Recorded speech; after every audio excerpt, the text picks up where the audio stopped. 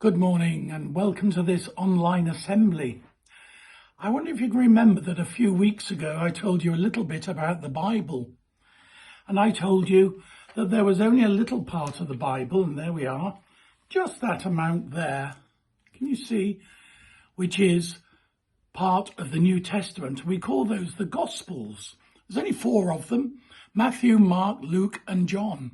And they really tell us something of the story of Jesus.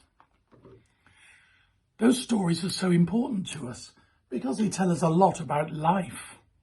Now, I want to tell you a story about a man who lived in Bolcombe, who'd got hold of some money, he'd earned it, and he wanted to pay it into the bank. So he took his money and he folded it up and he put it in his pocket. And off he went to Crawley, to the bank. Now, it was a lovely day, so he decided that he would actually go across the fields and walk and take in the sunshine and the fresh air. But little did he know that there was a nasty person there, a naughty man there, who saw him and realised he'd got some money. The man put on a hat, looked very menacing and sinister. He picked up a heavy object and he hit the man over the head with it. And he hit him again, and he hit him again. The money that the man had was stolen.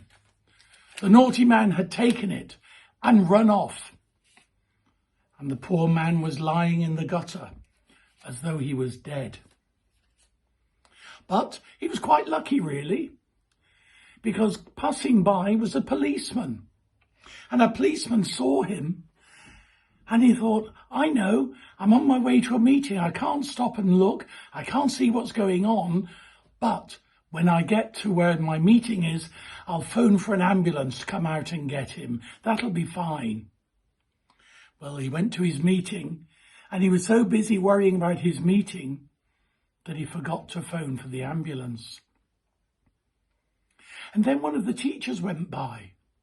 A teacher went by and saw the man and had a good look at him and realised he wasn't very well at all.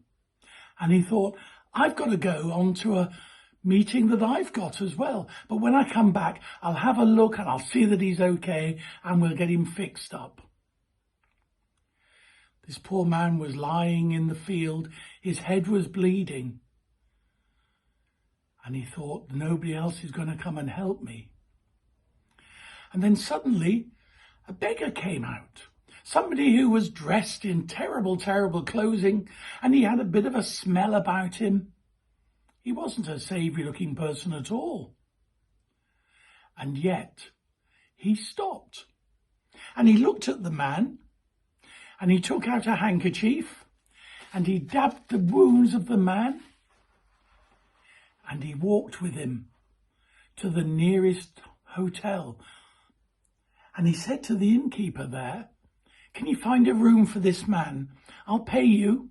And if he needs anything, get it for him. And I'll be back again tomorrow and I'll pay anything else I owe you. And I'll make sure that he's okay. Well, the man was fine. The innkeeper looked after him, got him sorted out. And the tramp went on his way, but as he said, he came back and he helped the man and paid all his debts. That's a story that could happen today anywhere.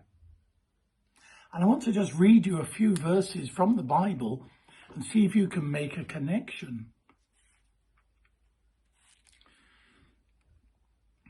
A man was once on his way down from Jerusalem to Jericho and fell into the hands of brigands. They took all that he had, they beat him and made off, leaving him half dead. Now a priest happened to be travelling down the same road, but when he saw the man, he passed by on the other side. In the same way, a Levite came down to the place, saw him, and he too passed by on the other side. But a Samaritan traveller who came upon him was moved with compassion, and when he saw him, He went up and bandaged his wounds, pouring oil and wine on them. He then lifted him onto his own donkey, carried him to the inn where he was looked after. Next day he took out 2 denarii and handed them to the innkeeper. "Look after him," he said, "and on my way back I will make good any extra expense you have." Now Jesus said, "Which of these 3 do you think proved himself to be a good neighbour to the man who fell amongst thieves?" "The one who took pity on him," replied the lawyer. And Jesus said to him, "Go and do the same yourself."